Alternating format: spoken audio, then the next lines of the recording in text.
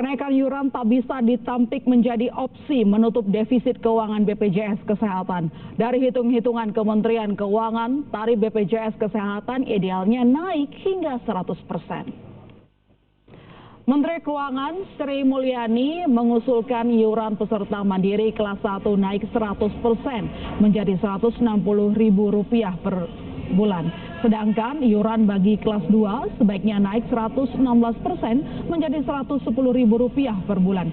Tidak hanya itu, tarif iuran penerima bantuan iuran atau PBI oleh pemerintah pusat dinilai mendesak untuk naik per Agustus 2019.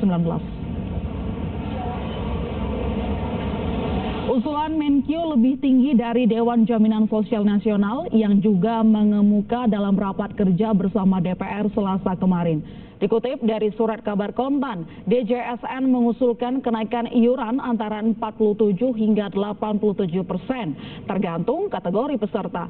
Namun, besaran ini dianggap tak mampu mengatasi persoalan keuangan BPJS Kesehatan dalam jangka panjang oleh Menkyu.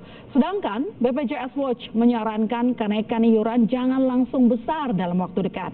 Tahun ini defisit BPJS Kesehatan diperkirakan bisa membengkak lebih dari 30 triliun rupiah.